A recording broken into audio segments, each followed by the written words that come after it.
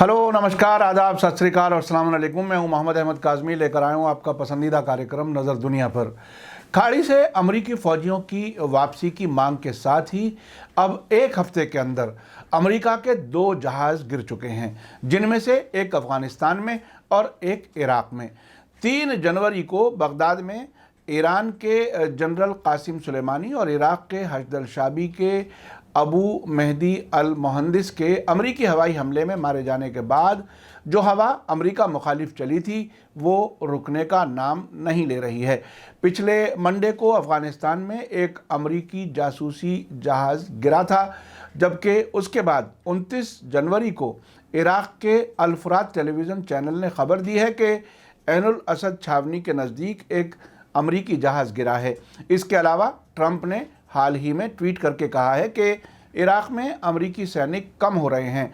इन वाक़यात से लगता है कि अमरीका, जिसने अपने सुपर पावर होने की इमेज बना रखी थी, अब वो नाकाम होकर इराक़ से वापस जाने का मन बना चुका है।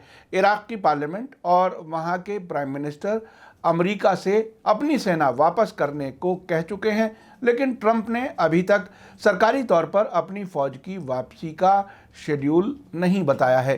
खबर में आगे बढ़ने से पहले आपसे गुजारिश है कि अगर आप YouTube पर देख रहे हैं तो सब्सक्राइब कर लें और घंटी दबाना ना भूलें, और अगर फेसबुक पर देख रहे हैं तो हमारा पेज फॉलो कर लें और लाइक ज़रूर करें, ताकि आपको हमारी हर एक वीडियो की खबर सही वक्त पर मिल सके। और अगर आपको हमारी खबर सच्ची और अच्छी लगे तो अपने व्हाट्सएप ग्रुप, फेसबुक, इंस्टाग्राम और ट्विटर अकाउंट पर ज़रूर शेयर करें, ताकि मीडिया स्टार वर्ल्ड की खबरें दुनिया भर तक पहुंच सकें।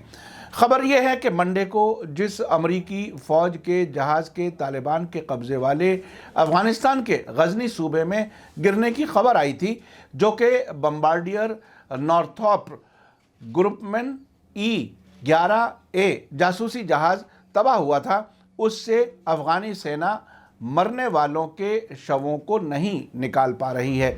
उस जहाज़ को गिराने की तालिबान ने जिम्मेदारी ली थी। अमेरिका ने तालिबान के इस दावे को खारिज करते हुए कहा था कि शुरुआती जांच से पता चला है कि विमान किसी तकनीकी खराबी की वजह से गिरा है। ट्यूसडे को तालिबान ने कहा था कि वे सिर्फ बचाव दल को डेड बॉडीज़ तक पहुंचने की इजाज़त देंगे, लेकिन अगर फौजी वहां आएंगे उन्हें वहां तक नहीं पहुंचने दिया जाएगा। दूसरी तरफ कुछ लोग अमरीकी जहाज़ के गिरने को ईरान से भी जोड़कर देख रहे हैं। ताज़ा खबर यह है कि तालिबान का कहना है कि उन्होंने एक बार फिर गजनी में अमरीकी फ़ौजी जहाज़ के मौके पर जहां वो गिरा था वहां तक पहुंचने के अफ़गान फ़ौजियों की कोशिशों को नाकाम बना दिया है।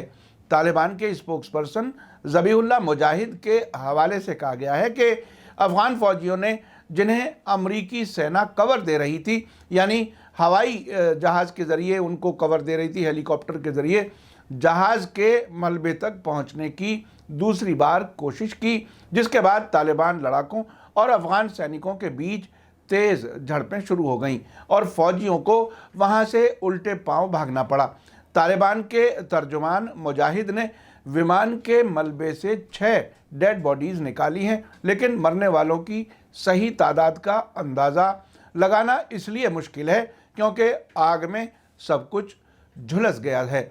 आपको ये बता दूं कि कुछ लोगों का कहना है कि अमरीकी हमले में जनरल कासिम सुलेमानी की मौत के बाद ईरान ने 8 जनवरी को इराक़ में अमेरिका के 2 फ़ौजी अड्डों पर मिसाइल हमले किए थे और ये ऐलान किया था कि उसका बदला अभी पूरा नहीं हुआ है। इसके बाद पाकिस्तानी सेना के रिटायर्ड प्रमुख जनरल असलम बेग ने कहा था कि यकीनी तौर पर इस्लामिक रेवोल्यूशनरी गार्ड कोर की कुद्स ब्रिगेड के नए कमांडर जनरल काआनी अमेरिका के खिलाफ अगली कार्रवाई अफ़गानिस्तान में करेंगे।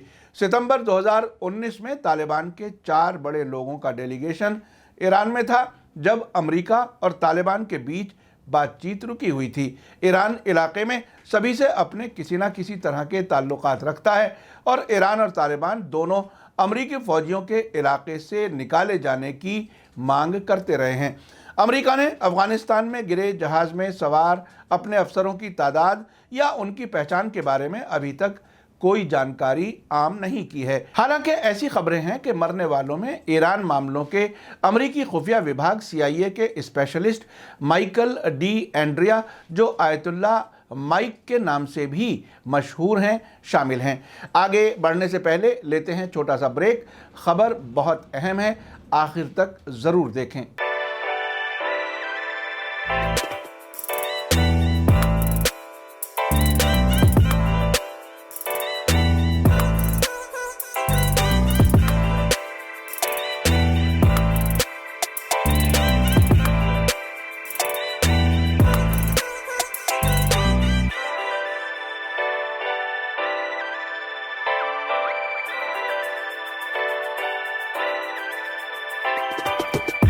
एक और खबर में कहा गया है कि अफगानिस्तान के बाद अब इराक में अमेरिका का फौजी हवाई जहाज गिरा है, जिसमें 4 लोगों के मारे जाने की खबर है।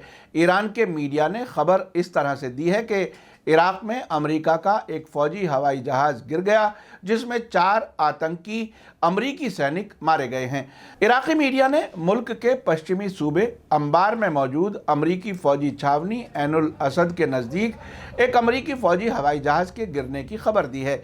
ये हवाई जहाज़ C-27J स्पार्टन था। इराक के अल-फुरात न्यूज़ चैनल ने अपनी रिपोर्ट में बताया है कि इस हवाई जहाज़ के गिरने से 4 अमेरिकी फ़ौजी मारे गए हैं। रिपोर्ट लिखे जाने तक इस हवाई जहाज़ के गिरने की वजह साफ नहीं हो पाई थी। एक और रिपोर्ट में कहा गया है कि कासिम सुलेमानी के मारे जाने के बाद से अमेरिका लगातार अपने अफसरों की डेड बॉडीज़ की गिनती कर रहा है। अमेरिकी फ़ौजी अफसरों का कहना है कि वे अफ़गानिस्तान में तबाह हुए सैनिक जहाज़ में मिले शवों की पहचान करने में बिजी है। आगे बढ़ने से पहले मैं आपको बता दूं कि जो ऐनुल असद पर ईरान ने अमेरिकी छावनी पर हमला किया था, उसमें डोनाल्ड ट्रंप ने कहा था कि हमारे किसी फ़ौजी को कोई नुकसान नहीं पहुंचा है। लेकिन अब दूसरी तीसरी किस्त में अब ये कहना शुरू किया है पेंटागन की तरफ से कि 64 अमेरिकी फ़ौजी ज़ख्मी हैं, उनका इलाज हो रहा है। इससे पहले एक खबर आई थी कि 1 दर्जन से ज़्यादा अमेरिकी फ़ौजियों के सर में चोट है और वो उनका इलाज हो रहा है। अब तक इलाज के बारे में जो खबरें आई हैं वो जर्मनी, कुवैत और ख़ुद इराक़ में इन अमेरिकी ज़ख्मी फ़ौजियों का इलाज चल रहा है। अमेरिकी फ़ौजी सोर्सेज के हवाले से बताया गया है कि अफ़गानिस्तान में तैनात अमेरिकी फ़ौजी गज़नी सूबे में तबाह होने वाले जहाज़ में मारे गए अफसरों की पहचान करने के और तबाह विमान के टुकड़ों को इकट्ठा करने के काम में बिजी हैं। अब से पहले मिली जानकारी के मुताबिक 27 जनवरी को अफ़गानिस्तान में तबाह हुए अमेरिकी फ़ौजी जहाज़ में अमेरिका की खुफिया एजेंसी CIA के कई बहुत अहम अफसर सवार थे। एक ख़बर यह भी है कि अफ़गानिस्तान में अमेरिका का जो जहाज़ गिरा है उसमें माइकल डी एंड्रा नाम का CIA का वो अफसर भी मौजूद था जिसने ईरान के जनरल कासिम सुलेमानी की हत्या का प्लान बनाने में अहम रोल अदा किया था।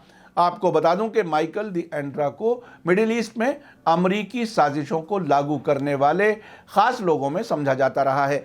बताया जाता है कि माइकल डी एंड्रा CIA में ईरान, इराक़ और अफ़गानिस्तान में होने वाली कार्रवाइयों के लिए जिम्मेदार था और उसे CIA में आयतुल्ला माइक भी कहा जाता था। आपको याद दिला दूं कि 3 जनवरी को इराक़ की राजधानी बगदाद के अंतर्राष्ट्रीय एयरपोर्ट पास अमेरिका ने एक हवाई हमले की कार्रवाई करके ईरान के कमांडर कासिम सुलेमानी और इराक़ के हशदुश शाबी के डिप्टी कमांडर अबू मेहदी अल मुहंदिस को उनके कुछ साथियों के साथ हत्या कर दी थी। इस बीच लंदन के अरबी भाषा के समाचार पत्र राय अल यौम ने अपने एक लेख में लिखा है कि तालिबान झूठ नहीं बोल रहा है और अफ़गानिस्तान में अमेरिका के सैनिक जहाज़ का मार गिराया जाना अमेरिकी राष्ट्रपति के मुंह पर एक ज़ोरदार थप्पड़ है। तालिबान के स्पोक्सपर्सन ज़बीहुल्लाह मुजाहिद ने अमेरिकी जहाज़ के गिरने के वक्त से ही सही बात कही है और उनका कहना है कि गज़नी में मार गिराए गए अमेरिकी फ़ौजी जहाज़ में सीनियर सैनिक अफसर मौजूद थे और ये अमेरिकी राष्ट्रपति के मुंह पर एक भरपूर थप्पड़ है। अमेरिकी ज़िम्मेदारों ने पहले तो इस खबर से इनकार किया और फिर लंबे वक्त के लिए चुप्पी साध ली, लेकिन आखिरकार उन्हें इस खबर को कंफर्म करना पड़ा और उन्होंने सिर्फ इतना ही बताया कि ये छोटा जहाज था। उन्होंने विमान में सवार अमेरिकी सैनिकों की तादाद और उनकी पहचान नहीं बताई। बहरहाल अमेरिका के एडवांस फौजी जहाज का मार गिराया जाना डोनाल्ड ट्रंप और उनके कमांडरों के लिए बड़ा झटका है। इससे पहले ईरान ने पिछले साल जून में अमेरिका का ग्लोबल हॉक ड्रोन मार गिराया था और अब उसके जहाज अफगानिस्तान और इराक में गिर रहे हैं। इराक में भी जिस तरह के हालात हुकूमत और हशदुल शाबी की तरफ से बने हुए हैं, उसके अलावा सबसे बड़े पॉलिटिकल अलायंस सायरून के नेता मुक्तदा सदर ने अमेरिका को मुल्क छोड़ने की धमकी दी हुई है। ऐसे में मुझे नहीं लगता कि अमेरिका इराक में अपना वजूद ज़्यादा दिन तक बरकरार रख सकेगा। अफगानिस्तान में तालिबान का कहना है कि शांति वार्ता यानी पीस टॉक्स के लिए अमेरिका के सभी फौजियों को अफगानिस्तान से निकलना होगा।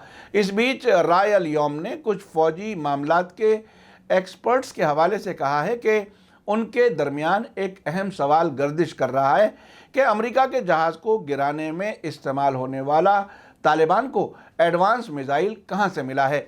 कुछ का कहना है कि पाकिस्तान के ज़रिए से चीन ने ये मिसाइल तालिबान को दिया है, जबकि कुछ दूसरों का कहना है कि ये वैसा ही मिसाइल है जिससे पिछले साल जून में ईरान ने अमेरिका के ग्लोबल हॉक ड्रोन को मार गिराया था।